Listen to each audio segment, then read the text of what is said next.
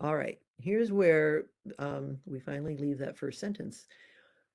Article 4 also says that the moon and other celestial bodies shall be used by all states party to the treaty exclusively for peaceful purposes. And one thing, there's two important things to note here. One is it applies to the moon and other celestial bodies. That means that orbits around the Earth, orbits around the moon, transit between the two, do not have to be used exclusively for peaceful purposes.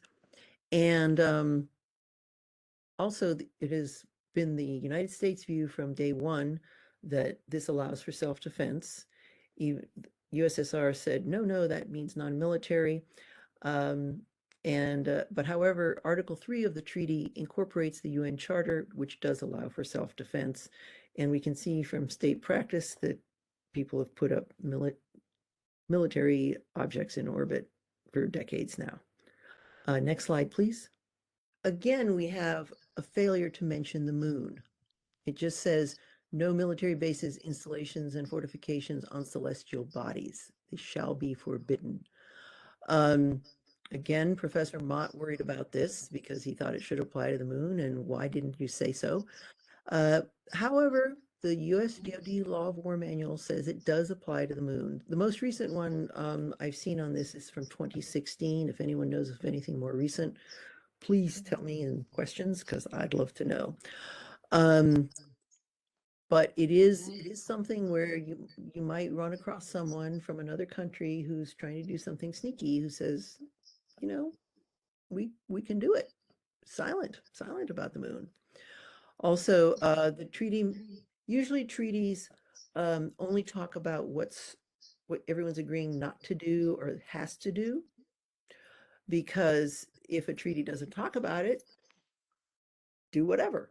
But apparently, given what all that had gone before, they felt there was some need of clarification to emphasize that military personnel for scientific or other peaceful purposes are allowed in outer space, and also because, you know, test pilots were being astronauts, and neither shall equipment or facility necessary for peaceful purposes and exploration be prohibited.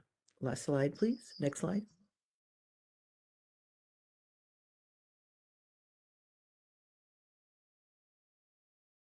Okay, there's two more slides. I'm going to be really brief with this one, but the Outer Space Treaty also addresses access with advance notice and making sure that, you know, any visitors who are going to come visit your installation have enough air to breathe.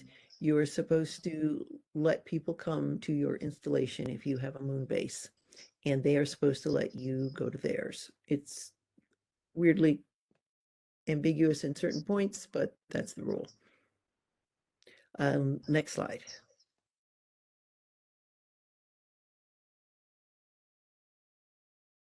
Okay, Article 13 says this treaty applies to the activities of states in the exploration and use of outer space. And here's where we are clear, including the moon and other celestial bodies. So, does the treaty apply during war? Well, it doesn't say that, so I guess not.